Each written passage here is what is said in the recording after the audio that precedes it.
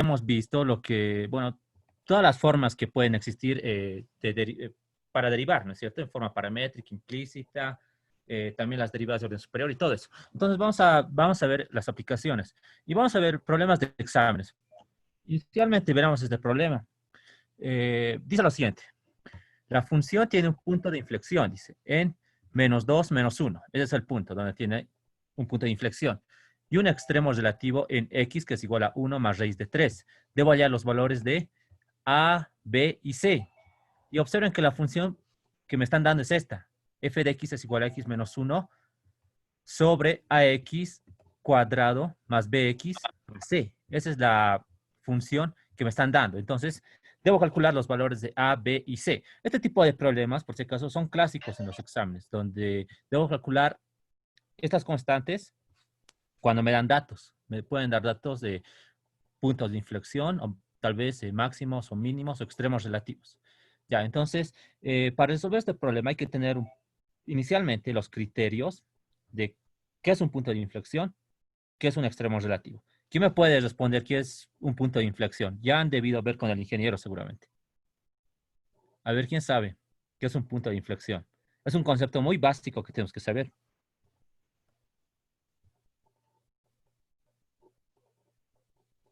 ¿Nadie sabe? Es un punto donde la función cambia, cambia como de dirección o algo así. Ah, más o menos, está por ahí. Ya, pero es esta la definición del punto de inflexión. Ustedes ya sabrán seguramente cuándo una curva es cóncava y cuándo es convexa, ¿verdad? Una curva es cóncava. A ver, lo voy a trazar por acá. Cóncava cuando tiene esta forma, mire. Algo así. Un momento. ¿Dónde está? Ya, a ver, aquí lo voy a dibujar. Mire. No, nada que ver. Esto es así. Ya. Pueden observar ese gráfico, ¿no? Este gráfico es como eh, un hueco, ¿no es cierto? Es como un agujero. Entonces, la curva es cóncava cuando tiene esa forma, por si acaso, ¿sí? Cuando tiene esa forma. Ahora, ¿cuándo es convexa una curva? Una curva es convexa cuando tiene esta forma, miren. Es como una montaña. Algo así. Entonces, la primera curva, esta curva que hemos dibujado, esta primera es cóncava, porque es como un hueco, es como cavar, ¿ya? De esa palabra proviene, ¿no? Cóncava, de cavar, de cavar. Y la otra es convexa, cuando es una montaña. Ahora, ¿qué sucede cuando tenemos una curva de este tipo? Vean, tenemos así una, una parte cóncava y aquí va a haber un puntito, ¿sí? Estoy marcando ahí, va a haber un punto. Y a partir de ese punto se vuelve convexa, como pueden ver. Este ya es convexa. Entonces, este punto que pueden observar, este punto de acá, que lo estoy marcando, un momento, ese punto que lo estoy marcando acá, este punto, se llama punto de inflexión. Entonces, el punto de inflexión es el punto donde cambia la curva de cóncava a convexa, o puede ser de convexa a cóncava, es lo mismo. Entonces, este punto se llama punto de inflexión. Espero que hayan entendido. Eso es muy básico que sepan, ¿sí? El punto de inflexión. Ahora, otro concepto que hay que saber es el extremo relativo. Y eso lo vamos a ver acá. Esto lo voy a borrar un momento. Ya. A ver, vamos a ver esto. Eh, ¿Dónde está? Aquí se encuentra. Con esto lo haré. Ya, miren lo siguiente. Yo puedo tener una función de este tipo, ¿bien? Algo así, digamos. Algo así. Ya, algo así. No me ha salido perfecto. Pero vean lo siguiente. Eh, esta parte. Esta parte. Vean, este va a ser, estos son los ejes. Un momento. Ya, un momento. A ver, algo así va a ser. Digamos así. Y así. Ahora que preparo un gráfico por esta parte. Ya. Listo. Digamos que este es el eje X y este es el eje Y, ¿no es cierto? Los ejes respectivos. Ahora, este es el eje Y y este es el eje X. La función es bueno, la figura que está dibujada ahí, la que tiene montañas. Ahora, cuál es el máximo y cuál es el mínimo? En una función puede haber varios máximos y varios mínimos, ¿sí? Entonces, inicialmente, el máximo absoluto se llama así. El máximo absoluto es el que tiene el pico más alto, el máximo absoluto. Entonces, en este caso, este sería nuestro máximo absoluto, porque es el más alto. Estos también son altos, ¿no? Pero este es el más alto. Por tanto, este sería el máximo absoluto o máximo. Ahora, ¿cuáles serían los máximos relativos? Los que están debajo de ese pico. Entonces, este sería un máximo relativo y este sería un máximo relativo. Listo, esa es la definición. Ahora, cuando tenemos un mínimo absoluto, sería el pico más bajo, el mínimo absoluto. Entonces, en este caso sería este, el mínimo absoluto. Y el mínimo relativo sería este otro. Entonces, simplemente es eso lo que hay que saber para definir estos conceptos de extremos relativos y extremos relativos, ¿no es cierto? En realidad, estos serían los extremos relativos. Este pico, este otro pico que está debajo del eje X y este otro. Esos serían los extremos relativos. Entonces, sabiendo eso, ya podemos resolver el problema. ¿Qué me dice? La función tiene un punto de inflexión en -2 y -1. Entonces, me está diciendo que en un cambio de dirección, ¿cierto? De cóncava a convexa, voy a tener ese punto. Ahora, también me dicen que un extremo relativo está en x, que es igual a 1 más raíz de 3. Allá los valores de a, b, c. Ya, una vez que hemos conocido eso, que ya sabemos las definiciones, vamos a ver ahora cómo resolver el problema. Inicialmente, observen lo siguiente, me están dando el punto, este punto, -2, -1, es un punto de inflexión. Pero al ser un punto, observen, de la función, hacer un punto de inflexión, este punto obviamente pertenece a la curva, ¿no es cierto? Porque es un punto de inflexión. Entonces, como pertenece a la curva, podemos evaluar en la curva. ¿Qué quiere decir eso? Que aquí tengo x igual a -2 y y igual a -1. Y esos valores los voy a reemplazar en esta ecuación, en la función. Entonces, hago eso. Digo que -2 y -1 pertenecen a la función. Entonces, reemplazamos esos valores. Vean. Donde vea x, anoto -2 y donde vea f, anoto -1. Y genero esta ecuación. Podemos simplificar esta ecuación y genero esta otra ecuación. 4a menos 2b más c igual a 3. Pero a mí me están pidiendo calcular a, b y c. Esos valores debo calcular. Observen que tengo una ecuación con 3 incógnitas. Por lo tanto, debo generar otras 2 ecuaciones para generar un sistema consistente, ¿verdad? Para generar un sistema de 3 por 3. Entonces, esta ecuación la voy a llamar 1. Una vez que tenga eso, esta ecuación, voy a trabajar con los datos que tengo. Me dice que tengo un punto de inflexión. A ver, ¿qué me puede responder? ¿Qué criterio se usa para el punto de inflexión? ¿Cómo obtengo el punto de inflexión? ¿Con la primera derivada o con la segunda derivada? Con la segunda derivada. Primera derivada. Con la segunda. ¿Cuál es tu nombre? Iván Ángel. Ya. Está bien. Está bien, Iván. La segunda derivada la segunda derivada igualada a 0 me da el punto de inflexión, por si acaso. Esos conceptos hay que saberlos muy bien. Sí, son muy básicos. Si no sabemos los conceptos, es como si no supiéramos para qué estamos derivando, porque el análisis que estamos realizando es a funciones. Entonces, tenemos que saber bien qué sucede con esas funciones. Entonces, ese es un dato muy importante. Entonces, aquí me dice que el punto de inflexión es -2, -1. Y según el criterio que ya sé, voy a usar ese criterio. Pero antes, ¿qué necesito? Necesito las derivadas de las funciones antes de usar los criterios. Entonces, conozco la primera derivada. Puedo derivar esta función y obtengo esta función. Ahora, para la segunda derivada, derivo esta nueva función y genero esta otra expresión, que es un cociente de polinomios. Una vez que ya tenga estas dos expresiones, realizamos el análisis. ¿Qué habíamos indicado? Que x, que es igual a 1 más raíz de 3. Bueno, bien, antes, vamos por orden, ¿sí? Primero vamos a analizar el extremo relativo. Ya. Los extremos relativos, ¿cómo se analizan? Los extremos relativos nacen a partir de la primera derivada igualada a 0. Por si acaso, extremo relativo es lo mismo que máximo y mínimo, por si acaso, ¿sí? Entonces, ¿qué sucede ahora? Vean. Tenemos la primera derivada de 0. Nosotros ya tenemos la primera derivada, que es esta. Esta la vamos a igualar a 0. Entonces, la vamos a igualar a 0. La igualamos a 0. Ahora, ¿qué habíamos indicado? Que para este punto, para x que es igual a 1 más raíz de 3, se debe cumplir esto. Entonces, donde haya x, emplazamos 1 más raíz de 3. Entonces, empezamos en esta parte y en esta otra parte, porque ahí existía x, ¿no es cierto? Simplificando, vamos a tener una nueva ecuación, la ecuación 2. Vamos a trabajar ahora con la segunda condición. Me decía que en menos 2 y menos 1 hay un punto de inflexión, en x igual a menos 2. Esto se cumple, el punto de inflexión se cumple cuando la segunda derivada es igual a 0. Entonces, ya tenemos la segunda derivada. La vamos a igualar a 0 y donde haya x vamos a reemplazar menos 2. Realizamos esta operación y generamos toda esta expresión. Estamos reemplazando menos 2 en donde aparece x. Simplificamos y vamos a generar esta otra ecuación. Observen que ya tengo tres ecuaciones. La primera, que la hemos calculado anteriormente, esta es la segunda y esta es la tercera.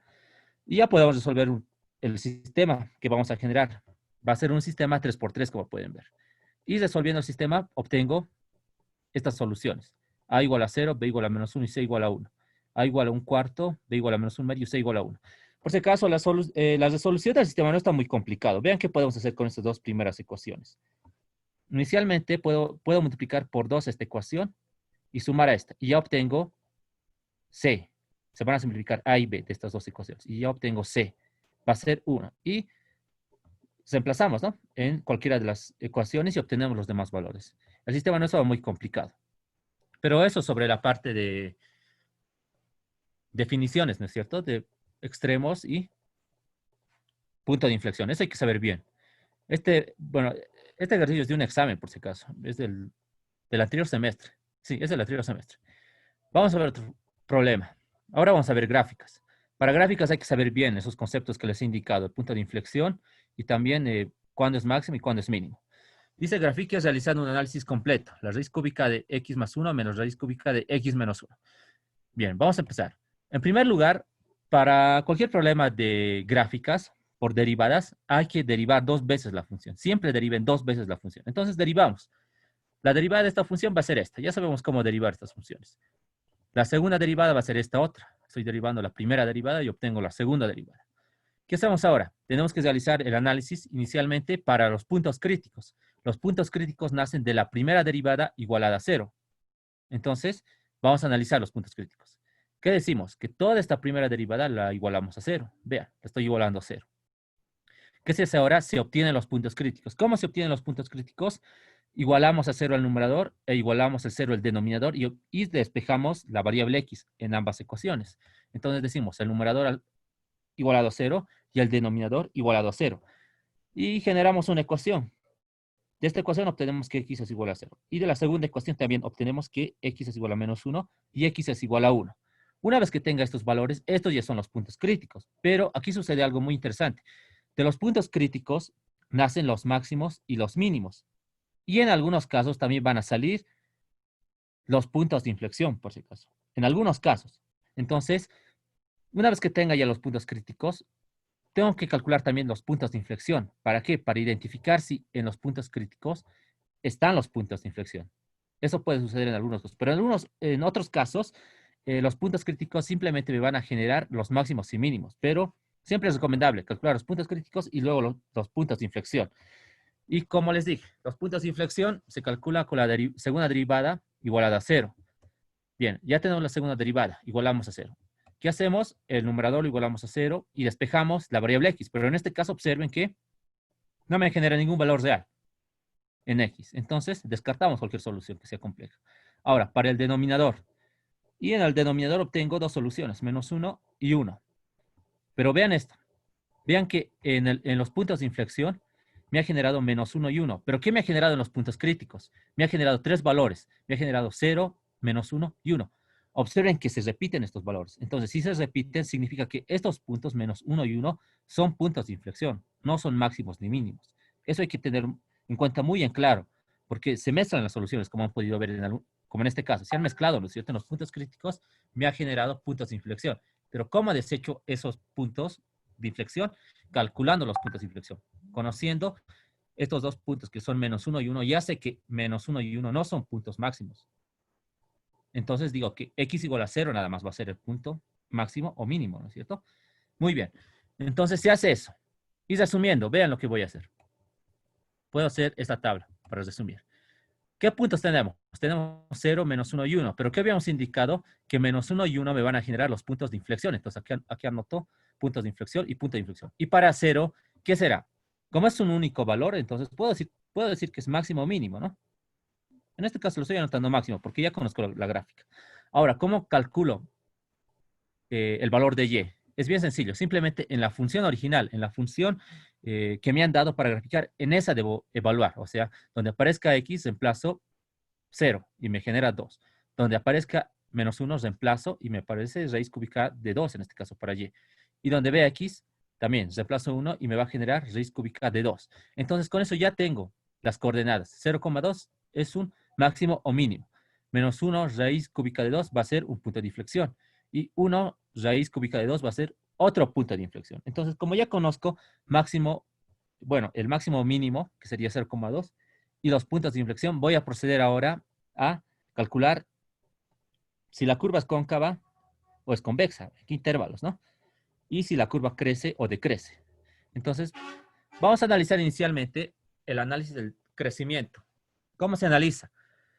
Es bien sencillo. Debo generar una inecuación, pero ¿cómo se genera esa inecuación? El criterio es bien simple. La primera derivada tiene que ser mayor a 0, me dice, para el análisis del crecimiento. Entonces, agarro la primera derivada, que es esta, y tengo que resolver esta desigualdad. Resolvemos la desigualdad y generamos este intervalo, nada más. Me dice que x es menor a 0 al resolver toda esta desigualdad. Entonces, la curva va a crecer en este intervalo cuando x es menor a 0. O, en otras palabras, cuando va desde 0 hasta menos infinito, ¿no? Que significa lo mismo. Ahora, para el análisis del decrecimiento. El análisis del decrecimiento se lo hace cuando la primera derivada es menor a 0. Agarramos la primera derivada menor a 0 y resolvemos la inecuación. Resolviendo la inecuación obtenemos que x es mayor a 0. O en otras palabras, podemos decir que la curva decrece desde 0 hasta infinito. Listo. Eso para el crecimiento y el decrecimiento. Ahora, voy a realizar el análisis de la concavidad y convexidad. Entonces, decimos lo siguiente. La curva va a ser cóncava cuando la segunda derivada es mayor a 0. Una vez que conozcamos este criterio, decimos, agarramos la segunda derivada y esta va a ser mayor a 0. Tenemos que resolver también la desigualdad y generamos ese intervalo, x menor a -1 o x mayor a 1. ¿Qué significa esto? Que en ese intervalo la curva va a ser cóncava. También podemos decir que desde menos infinito a -1 va a ser cóncava y también desde 1 hasta infinito va a ser cóncava. Ahora vamos a analizar la convexidad. ¿Cómo se analiza la convexidad? La segunda derivada tiene que ser mayor a 0. Entonces agarramos la segunda derivada y esta va a ser menor a 0. Resolvemos la desigualdad. Y resolviendo la desigualdad decimos que la solución está entre -1 y 1. Eso también quiere decir que la curva va a ser convexa en ese intervalo. Entre -1 y 1 va a ser convexa, ¿no es cierto? Una vez que tengamos ya todos esos datos, solamente hay que conocer esos datos, ¿no es cierto? Los puntos máximos o mínimos, puntos de inflexión, análisis de crecimiento y decrecimiento, concavidad y convexidad, ya podemos graficar la curva. Entonces, graficamos la curva. Vean, esta va a ser la curva. Antes, vamos a analizar los datos que tenemos. Inicialmente teníamos el punto, un punto máximo teníamos, ¿no es cierto? El punto máximo va a ser este, era 0,2 y anotamos el punto o dibujamos ahí el punto 0,2. Ahora, teníamos los puntos de inflexión que eran 1, raíz cúbica de 2, que va a ser este, y el otro era -1 raíz cúbica de 2, que va a ser este otro. Ahora, tenemos que trazar la curva, pero ¿cómo? Inicialmente habíamos indicado que el punto de inflexión es aquel punto donde cambia la curva, ¿no es cierto? Puede ir de cóncava a convexa o de convexa a cóncava. Entonces, vamos a ver el siguiente, vamos a analizar lo que teníamos. Inicialmente vamos a analizar el crecimiento. Cuando la curva crece, aquí me dice, ¿no? Desde 0 hasta menos infinito. Y decrece desde 0 a infinito. Entonces, podemos ver lo siguiente. De 0 a infinito decrece, me dice, ¿no? Observen, de 0 a infinito, toda esta curva decrece. ¿Cómo sé que decrece? Si, no, estoy equivocado acá. Un momento. Ya, me dice que decrece, ¿no? De 0 a infinito. Vean, va a ser desde 0 hasta infinito, ¿no es cierto? La curva decrece, me dice. Entonces, ¿cómo sé que decrece? Trazo una recta tangente en cualquier punto de la curva. Si trazo acá un punto, o una recta, mejor dicho, la pendiente tiene que ser negativa. Y obviamente se cumple, vean. En toda esta curva que estoy marcando, si trazamos una recta tangente, va a decrecer. O mejor dicho, la pendiente va a ser negativa. Entonces, es por eso que la curva está decreciendo. Y en el otro intervalo, de 0 a menos infinito, la curva crece, ¿no es cierto? Porque si trazamos una recta tangente, la pendiente de la recta tangente va a ser positiva. Entonces, ese criterio es importante. Ahora, el otro criterio. eh, ¿Cuándo va a ser cóncava? Va a ser cóncava desde -1 a menos infinito y desde 1 a infinito. Y va a ser convexa de 1 a 1. Entonces, primero, habíamos dicho que convexa es como una montaña, ¿no es cierto? Y va a ser convexa en este caso de -1 a 1. Entonces, pueden observar que se cumple. De -1 a 1, dibujo toda esta parte, ¿no es cierto? Toda esta curva, como una montaña, de -1 a 1. Y va a ser cóncava, hemos indicado. ¿Desde qué intervalo? Cóncava va a ser desde -1 a menos infinito y desde 1 a infinito. Entonces, vamos a ver. Desde -1 a infinito tiene que ser como un hueco, ¿no es cierto? Como cavar. Observe, de -1 a infinito. Si me está diciendo que va a ir a infinito, significa que tiene una asíntota en el eje X. Ahora, la otra parte para que sea cóncava era de 1 a infinito. Vean, también como si estuviéramos cavando, hay que trazar la curva. De 1 a infinito. Y ese sería todo el análisis de la curva. Este también es un problema de examen, ¿no? Como han podido ver, el análisis no es tan complicado, solamente hay que saber bien los criterios de punto de inflexión, máximos y mínimos, y calcular los puntos críticos y el punto de inflexión.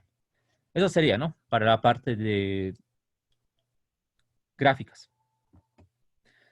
Ya. Ahora vamos a ver aplicaciones geométricas de la derivada para maximizar y minimizar, o sea, problemas de optimización. Vamos a ver el primer problema. Dice determinar las dimensiones del prisma triangular regular. Regular recto, me dice. De volumen máximo que se puede inscribir en una esfera de radio A. Ya. Bien, en principio, lo que hay que hacer es lo siguiente para este tipo de, para estos problemas de optimización. Inicialmente tenemos que reconocer la función a optimizar. Ahora, ¿cuál es la función a optimizar? La función a optimizar siempre va a ser aquella palabra que esté acompañada de la palabra máximo o mínimo o sus sinónimos. Puede ser eh, grande o pequeño, ¿verdad? O puede ser en problemas de velocidad, puede ser muy veloz o poca velocidad, ¿no es cierto? Entonces, la palabra que esté acompañada de máximo, mínimo o sus sinónimos siempre va a ser la función a optimizar. Entonces, veamos el problema. Dice, determina las dimensiones del prisma triangular regular recto de volumen máximo. Lean esta palabra, volumen máximo. Entonces, ¿cuál sería la función a optimizar? Va a ser volumen, ¿cierto? Porque está acompañada de esa palabra que les dije, máximo. Que se puede inscribir en una esfera de radio A. Entonces, una vez que tengamos la función a optimizar, que en este caso es el volumen, hay que obtener condiciones. Y las condiciones son el resto de datos que me están dando en el problema. Entonces, ya sé inicialmente que el volumen va a ser la función a optimizar. Entonces, vamos a calcular al volumen. Pero antes, ¿cómo voy a calcular el volumen? Vamos a leer el enunciado. Dice determinar las dimensiones del prisma triangular regular recto. Ya.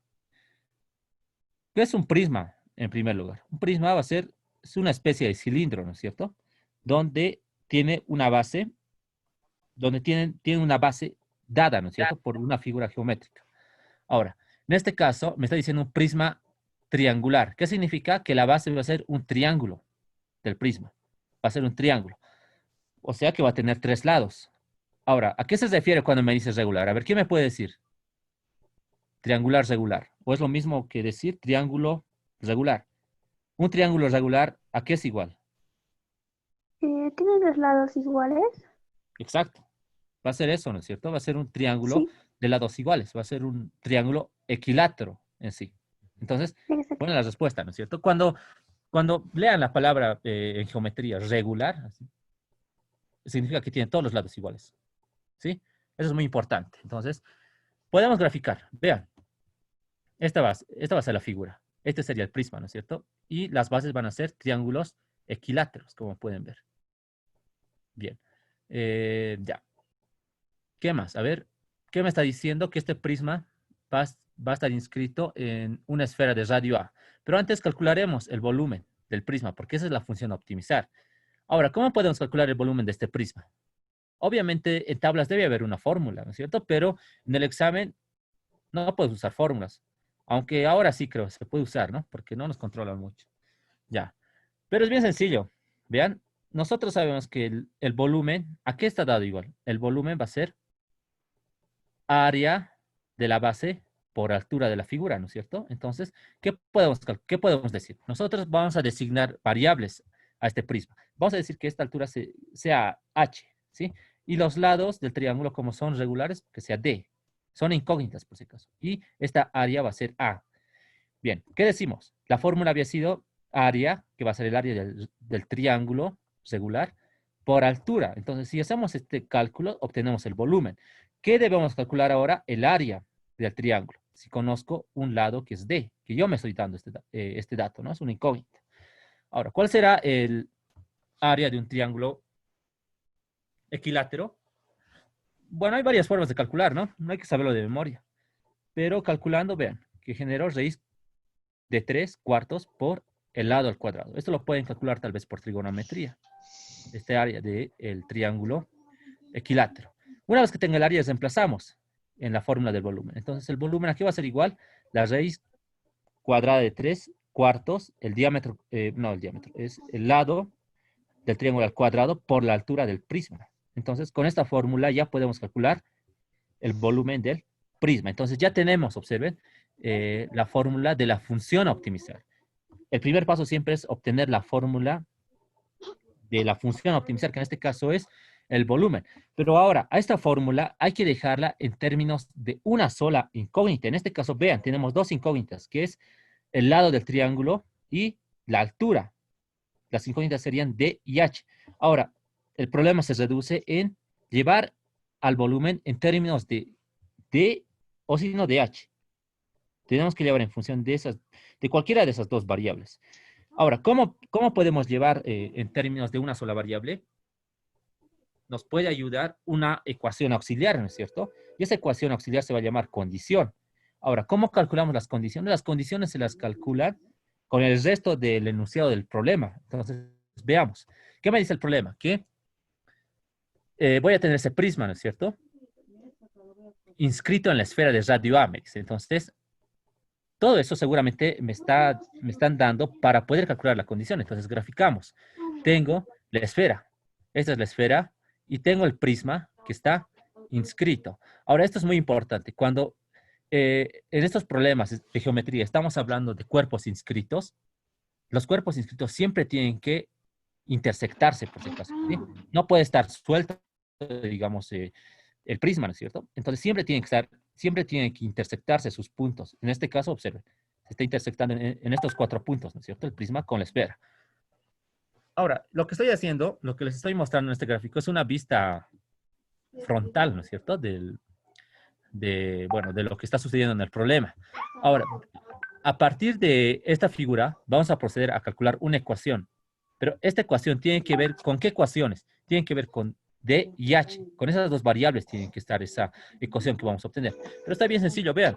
Este es el prisma, ¿no es cierto? Y la altura sé que es H. Y como está inscrito, obviamente, esta altura va a ser H medios. Y este segmento sería D medios, ¿no es cierto? Porque la base habíamos indicado que es un triángulo regular, es D medios. Ahora, ¿qué me están dando de dato? Me están diciendo que la esfera va a tener radio A. Entonces podemos dibujar también el radio de la esfera. Ese sería el centro y como es radio va a intersectar a ese punto. Y se ha formado un triángulo rectángulo, como pueden ver. Y por Pitágoras, ¿qué podemos decir? Que el cuadrado de los catetos, de la suma de los catetos es igual a la hipotenusa al cuadrado. Entonces, D medios al cuadrado más H medios al cuadrado es igual a A cuadrado. Observen que hemos generado una ecuación en función de D y H. Es lo que queríamos. ¿Qué hacemos ahora? Ahora, ¿qué hay que hacer? Habíamos indicado que tenemos que llevar al volumen en términos de una sola incógnita. En este caso, ¿qué me conviene despejar? ¿Me conviene despejar H o me conviene despejar D? Me conviene despejar D, ¿no es cierto? Porque si despejo D cuadrado, va a ser más sencillo despejar de la ecuación. Entonces, despejamos D cuadrado. Despejando D cuadrado, incluso puedo despejar D cuadrado cuartos para poder empezar directamente. Despejando D cuadrado cuartos, genero A cuadrado menos H cuadrado cuartos. Ahora, voy a reemplazar la ecuación 2 en la ecuación 1. Antes, aquí hay una aclaración. Esta sería la condición, por si acaso, ¿verdad? La condición es la ecuación que genero a partir de los datos del problema. Entonces, reemplazamos la ecuación 2 en la ecuación 1. como pueden observar, he llevado a la ecuación 1 en términos de una sola variable, que en este caso es la variable h. ¿Qué se hace ahora? Para obtener máximos o mínimos, debo derivar a la función respecto a la variable que me ha quedado, ¿no es cierto? Que en este caso es h. Entonces, para poder derivar, vamos a distribuir h a estos dos sumandos, para que sea más sencillo de derivar. Entonces, derivamos respecto a h. Entonces, decimos que para que exista un máximo o mínimo, la derivada del volumen respecto a h tiene que ser igual a 0. Entonces, derivamos. Y derivando genero esta expresión, como pueden ver. Son derivadas sencillas, ¿no es cierto? Son polinómicas. Y esta la tenemos que igualar a 0. Igualamos a 0 y tenemos que despejar la variable. En este caso la variable es h, ¿no es cierto? Vamos a obtener, por tanto, la altura. Y despejando, vamos a obtener lo siguiente. H que es igual a 2a sobre raíz de 3 y h que es igual a menos 2a sobre raíz de 3. Observen que he generado dos soluciones. Ahora, como estamos hablando de dimensiones, de longitud, obviamente que no puede ser negativa. Por tanto, asumo que h es 2 veces a sobre raíz de 3. Esta la vamos a descartar porque es negativa. Entonces ya tenemos un dato, ¿no es cierto?, del problema. Bueno, una respuesta en este caso. Me están pidiendo calcular las dimensiones. Entonces, h sería una dimensión, que es la altura del prisma. Ahora, ¿qué hacemos para calcular el lado? Porque tenemos que calcular el lado, ¿no es cierto?, del prisma. ¿Qué hacemos? Vamos a reemplazar en la ecuación 2. Observen que la ecuación 2 está en función de lado y h. Entonces, ya, como ya conocemos h, reemplazamos en la ecuación 2. Reemplazando en la ecuación 2, obtenemos esta ecuación. Simplificando, tenemos también dos soluciones del lado D. Y vamos a despreciar, obviamente, el lado negativo. Y la respuesta sería 2 raíz de 6 tercios por A. Y ese sería el lado del triángulo de la base. Finalmente, esta sería la respuesta. La altura que ya hemos calculado, que es 2 por la raíz de 3 entre 3 por A. Y el lado de la base, que es 2 veces la raíz de 6 entre 3 por A. Esa sería la solución del problema. Antes, también aquí hay algo muy importante. Cuando nos están hablando de calcular las dimensiones, siempre tenemos que calcular la altura cuando estamos hablando de prismas o de cilindros. En un cilindro, por si acaso, siempre hay que calcular la altura y el radio. En un cilindro circular, ¿no es cierto?, de base circular. Siempre se calcula esas dos dimensiones. Y en un prisma hay que calcular la altura y el lado, ¿no es cierto?, del triángulo en este caso. Vamos a ver otro problema. El anterior problema, como han podido ver, era con geometría euclidiana, pero también se puede realizar problemas con geometría analítica. Y en algunos casos es mucho más sencillo trabajar con geometría analítica. Dice lo siguiente este problema. Hallar las dimensiones de un rectángulo de área máxima inscrito en un triángulo de lados 8, 10 y 12, tal que un lado del rectángulo está contenido en el lado del triángulo del lado 12. Entonces vamos a graficar inicialmente. Estos problemas siempre requieren gráfica, por si acaso. Bien, veamos. ¿Qué me dice? Me dice que que debo calcular las dimensiones de un rectángulo que está inscrito en un triángulo de lados 8, 10 y 12. Entonces, observen que este va a ser mi rectángulo. Ahora, este rectángulo tiene que estar inscrito en un triángulo de lados 8, 10 y 12. Como les dije, cuando me está hablando de que esté inscrito, siempre tienen que intersectarse los puntos de las figuras. En este caso está intersectado en este punto y en este otro punto. Ahora, ¿qué decimos? Como está inscrito, el rectángulo va a estar dentro del triángulo. Y los lados, bueno, los lados, el orden puede ser cualquiera, ¿no es cierto? Pero yo voy a decir que este va a ser el lado que tiene 8 unidades, este es el lado que tiene 10 unidades y este es el lado que tiene 12 unidades. O sea, todo esto es 12. Muy bien. Entonces, ¿qué hacemos ahora?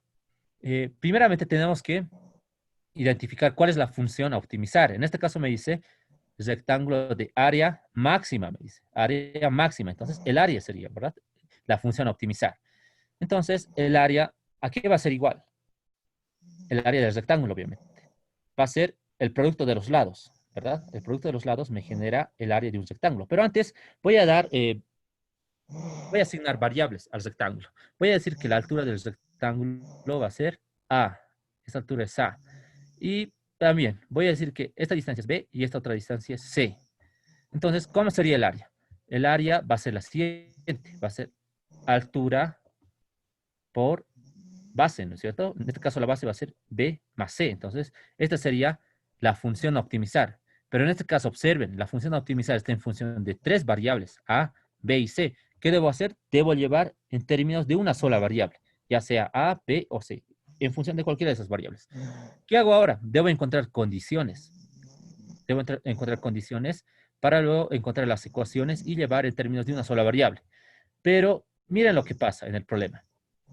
Inicialmente vamos a hacer esto. Vean, puedo generar triángulos. Vean lo siguiente. Nosotros conocemos esta altura, vean. Esta altura la voy a llamar H, ¿sí? La voy a llamar H. Y esta distancia la voy a llamar M. Entonces observen que estoy generando un triángulo rectángulo de base M y de altura H. Y la hipotenusa sería 8. Por Pitágoras digo que H cuadrado más M cuadrado es igual a 8 al cuadrado de este triángulo. Ahora, de este otro triángulo, también puedo hacer Pitágoras. En este caso, esta base sería 12 menos m. 12 menos m. Y la altura va a seguir siendo h.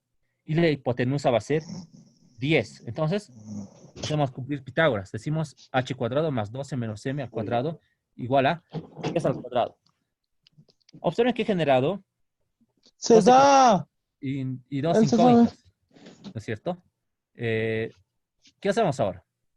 Lo que podemos hacer es lo siguiente. Podemos hallar la solución de este sistema. Es un sistema 2 por 2. Entonces, obtenemos las dos ecuaciones, las dos soluciones. M que es igual a 9 medios y H que es igual a 5 por la raíz de 7 medios. Muy bien, entonces, ¿para qué estoy obteniendo estas longitudes? Estoy obteniendo en este caso M y H he obtenido. Van a ver por qué. Miren lo siguiente ahora. Aquí voy a decir lo siguiente, que este ángulo va a ser tita y este otro ángulo va a ser tita. Entonces, ¿qué se cumple? Vean, para el primer triángulo, para este, que es grande, voy a decir, la tangente de tita es igual al cateto opuesto, que es H sobre M. Y esto es igual a este cateto opuesto sobre B, ¿no es cierto? Entonces vamos a tener H menos A sobre B, haciendo cumplir la tangente de tita. Y puedo despejar B, si pueden observar, de esta igualdad. Despejando B es igual a M por H menos A sobre H. Eso por una parte. Esta va a ser la ecuación 2. Ahorita les explico por qué hemos calculado M y H. Ahora, la tangente de beta. Vean, voy a asignar beta a este ángulo y este otro ángulo beta. Entonces, la tangente de beta es igual a H sobre 12 menos M, este cateto. Y eso es igual a H menos A, que es este cateto, sobre C, que es este lado. Listo. Y nuevamente, de esta ecuación estoy despejando C. Y C es igual a 12 menos M por H menos A sobre H. Ahora, ¿por qué he despejado B de esta ecuación? Porque yo tengo que llevar en términos de una sola variable a la función optimizar. Entonces, si despejo, B va a ser en función de A. Ahora, de esta otra ecuación, ¿por qué estoy despejando C? Porque si despejo C, va a ser en función de A. Y voy a poder reemplazar en la ecuación 1. Pero, ¿qué es lo que me hace falta? Me hace falta conocer M y H en ambas ecuaciones. Pero observen que ya hemos calculado M y H con estas dos ecuaciones, haciendo geometría. Reemplazando entonces, ¿qué es lo que obtenemos? Vean, ¿qué es lo que vamos a hacer? Vamos a sumar estas dos ecuaciones. Pero antes voy a reemplazar, obviamente, M y H en estas dos ecuaciones, en la ecuación 2 y en la ecuación 3. Entonces, ¿y si sumamos esas dos ecuaciones? 2 más 3 genero esta otra ecuación. Pero sigue apareciendo H, ¿no es cierto? Entonces reemplazamos el valor de H. Y me va a generar esta otra ecuación, como pueden ver. Me genera esta otra ecuación. Pero esta otra ecuación, observen que ya está en términos de A nada más. Entonces, como esta ecuación, que es B más C y está en función de A, puedo reemplazar en la ecuación 1. Entonces, reemplazando en 1, obtengo el área en términos de A nada más. Y esta ya puede ser derivada, porque ya está en términos de A. Entonces, derivamos. ¿Y el criterio cuál es? La derivada del área respecto a A tiene que ser igual a 0. Derivamos A mayúscula y vamos a generar esta expresión. Esta la tenemos que igualar a 0, como pueden ver, y observen que ya tengo A, que es igual a 5 raíz de 7 sobre 4. Muy bien, como ya tengo A, puedo reemplazar en la otra ecuación. ¿Qué me decía la otra ecuación? Me decía que B más C es igual a 12 por 1 menos 2 sobre 5 raíz de 7 por A, pero A es 5 raíz de 7 sobre 4. Entonces, simplificando, digo que B más C es igual a 6. ¿Pero qué me estaban pidiendo en el problema? el lado mayor y el lado menor. Y recordamos que A era, bueno, A era un lado del rectángulo y B más C es el otro lado del rectángulo. Por tanto, el lado menor es 5 raíz de 7 sobre 4 y el lado mayor es igual a 6. Entonces, de esa forma podemos resolver el problema. Por si acaso, este problema, les cuento que este problema lo ha propuesto el ingeniero Chávez en un examen de final. Y han visto que era un poco de más análisis, ¿no es cierto? Era más geométrico que otra cosa. Bien, vamos a ver un último problema. Este sí tiene que ver con geometría analítica. Este es interesante. Dice lo siguiente, el problema. Un espejo plano de dimensiones 90 por 80 centímetros cuadrados se rompe por una esquina según una recta. De los dos trazos que quedan, el menor tiene la forma de un triángulo rectángulo de catetos 10 y 12, correspondientemente a las dimensiones menor y mayor. ¿Qué quiere decir eso? Que la dimensión menor va a ser 10 y la mayor va a ser 12. Hallar el área máxima del espejo rectangular que se puede construir con el trozo mayor. Entonces, inicialmente, lo que debemos hacer es graficar, como les dije. Graficamos. Bien. ¿Qué me dice el problema? Que voy a tener un espejo plano, me dice, con dimensiones 90 por 80. Ya. La base que sea 90. Toda esta base. Hasta acá, 90. Y la otra, bueno, lo que va a ser la altura va a ser 80, que va a ser esta otra distancia. ¿Qué me dice? Se rompe por una esquina según una recta, me dice. Vean, en esta esquina se está rompiendo, según esta recta. Según una recta, me dice. Y puede ser esta recta, ¿no es cierto? Pues se está rompiendo. Listo. ¿Qué me dice ahora? De los dos trazos, van a haber dos trazos, ¿no es cierto? El menor tiene la forma de un triángulo rectángulo de catetos 10 y 12. Entonces, este sería el triángulo de altura 10 y de base 12, correspondientemente a las dimensiones menor y mayor. Me dice. Hallar el área máxima del espejo rectangular que se puede construir con el trazo mayor. Ahora, de esta parte, vean, de esta parte, sin esa esquina, que es triangular, sin esta esquina, debo construir un espejo rectangular. ¿Ves? Entonces, ¿cómo puedo construir un espejo rectangular? Obviamente, cortando, ¿no? Esta parte y esta otra parte. Y de esa forma genero este espejo. Entonces, esa era la interpretación que teníamos que hacer para este problema. Pero ahora, vamos a trabajar con geometría analítica porque es mucho más sencillo. Ahora, vean, esta recta que se ha generado, ¿cómo la puedo llevar en forma de ecuación? Va a ser bien sencillo, vean. La intersección en el eje X es 12 y la intersección en el eje Y es 10. Entonces, va a tener esta ecuación la recta. X sobre 12 más Y sobre 10 igual a 1. Entonces, esta va a ser la recta, la ecuación de la recta. Y tengo que generar el área de este espejo. ¿Pero cómo genero el área de este espejo? Primero tengo que calcular las dimensiones de la base y de la altura. Entonces, ¿qué decimos? Vamos a decir lo siguiente. Ya, inicialmente, aquí hay que reconocer la función a optimizar. Entonces, leemos. Hallar el área máxima. Entonces, la función a optimizar va a ser el área del espejo. Entonces, ¿qué decimos? ¿Cómo podemos calcular el área del espejo? Va a ser lado por lado, ¿no es cierto? Entonces, este lado, ¿a qué sería igual? Si este punto es x sub 0, va a ser 90 menos x sub 0. Y ese va a ser un lado. Por el otro lado, 80 menos y sub 0. Y ese sería el otro lado. Entonces, el producto de ambos lados me genera el área. Pero vean, esta función está en términos de x sub 0 y y sub 0. Nosotros sabemos que tenemos que llevar en función de una sola variable, ya sea en función de x sub 0 o en función de y sub 0. Y para ello vamos a calcular una condición. Tenemos que encontrar una condición. Pero vean lo siguiente. Nosotros ya conocemos la ecuación de la recta que ya hemos calculado hace rato. Y el punto P sub 0 es x sub 0 y y sub 0.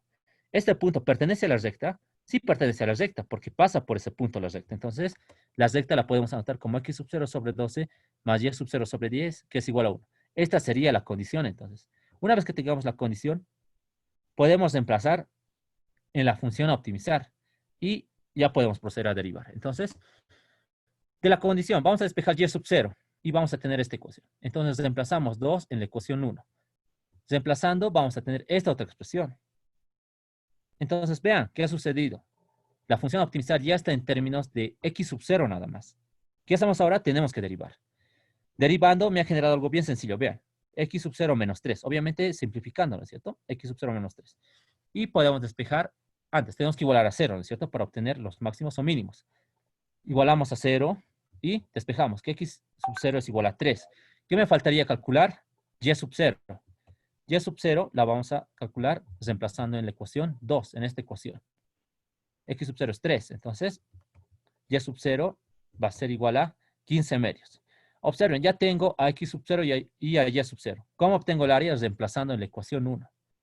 Y reemplazamos en la ecuación 1, que es esta ecuación. Entonces vamos a tener 90 menos 30 por 80 menos 15 medios. Simplificando, el área va a ser a 12.615 medios. Y esa va a ser el área que me han pedido calcular. Bien, entonces con eso acabaríamos. Si tienen alguna pregunta o duda, pueden hacerla ahora, ¿cierto? ¿Alguien tiene alguna consulta sobre los problemas que hemos visto?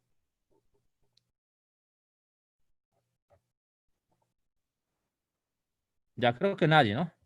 Entonces voy a dar algunas recomendaciones para esto, para los problemas de optimización. Recuerden siempre, ¿no? El primer paso es reconocer la función optimizar, siempre. ¿Y cómo reconocemos esa función optimizar? Es aquella palabra que esté acompañada de los términos máximo o mínimo, veloz o lento, grande o pequeño. Esos son los sinónimos de máximos y mínimos. Entonces, esa palabra la tenemos que llevar a una ecuación, porque va a ser la función optimizar. Y posteriormente tenemos que encontrar la condición. ¿Cómo obtenemos la condición? La condición se la encuentra con los datos del problema, ¿no es cierto? Con los datos restantes del problema. Y generamos ecuaciones. Posteriormente tenemos que llevar en términos de una sola función, la función optimizar. Y derivamos, ¿no? E igual vamos a hacer. Y ese sería el procedimiento. Ya, con eso terminamos entonces, ¿sí? Si no tienen preguntas, terminamos ahí. Por si acaso voy a subir una práctica más para esta parte de aplicaciones. Y con eso acabaríamos el segundo parcial. Ya, hasta la siguiente clase entonces, muchachos.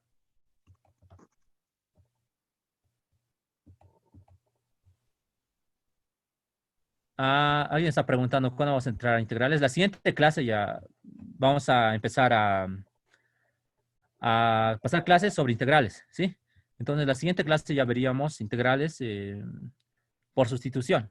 Con esto habríamos acabado la parte de aplicaciones de derivadas. Bueno, aquí me faltaría una aplicación más, que es la de Hospital, pero no es muy complicada de entender esa aplicación. Lo que voy a hacer es enviar, como siempre, problemas, y ahí van a haber unos 2 problemas de Hospital, ¿sí?